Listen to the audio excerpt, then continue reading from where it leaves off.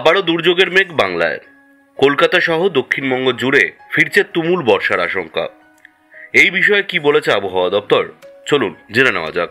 আবহাওয়া দপ্তর জানাচ্ছে, পশ্চিম মধ্য এবং সংলগ্ন উত্তর পশ্চিম বঙ্গোপসাগরে আগামী 24 ঘন্টার মধ্যে একটি নতুন নিম্নচাপ তৈরি হতে পারে। এর সঙ্গে মৌসুমী বায়ুর জোরদার প্রভাব এখন ফিরোজপুর, কর্নাল, মিরাট, বারাণসী, জামশেদপুর এবং আমাদের দীঘা পর্যন্ত বিস্তৃত।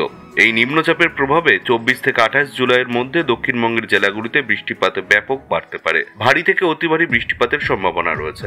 আজ বৃহস্পতিবার দক্ষিণবঙ্গের বেশিরভাগ জায়গায় হালকা থেকে মাঝারি বৃষ্টির সম্ভাবনা রয়েছে। তবে উত্তর ও দক্ষিণ 24 পরগনা এবং পূর্ব মেদিনীপুরে অতি ভারী বৃষ্টির আশঙ্কা।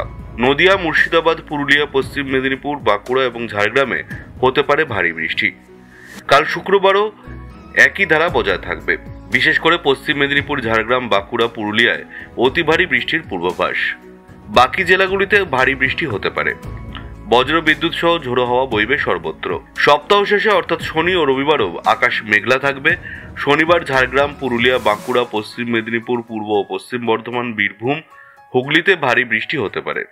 তবে স্বস্তির খবর হলো, রবিবার থেকে বৃষ্টির দাপট ধীরে ধীরে কমবে বলে আশা করা যাচ্ছে। আবহাওয়া দপ্তর আশঙ্কা করছে, এই তীব্র বৃষ্টিপাতের সময় নিচু এলাকা এবং আন্ডারপাসগুলোতে সাময়িকভাবে জল জমতে পারে, দৃশ্যমানতাও কমতে পারে। তাই সাবধানে থাকুন এবং যান চলাচলে ব্যাঘাত হতে পারে, এই বিষয়টি মাথায় রাখুন। ভারী বৃষ্টির কারণে কলকাতার নিম্নাঞ্চলগুলিতে জল জমে যাওয়ার সম্ভাবনা রয়েছে, যার ফলে ট্রাফিকের সমস্যা বাড়তে পারে। বিশেষ করে বেলেঘাটা, মানিকতলা এবং ইএম বাইপাসের আশেপাশে যানজট তৈরি হতে পারে। বজ্রপাতের সময় খোলা জায়গা এবং গাছের তলা এড়িয়ে চলতে পরামর্শ দেওয়া হয়েছে। কৃষিক্ষেত্রে এই বৃষ্টি ধান, পাট এবং সবজি চাষের জন্য উপকারী হতে পারে, তবে অতিরিক্ত বর্ষণ ফসলের ক্ষতি করতে পারে।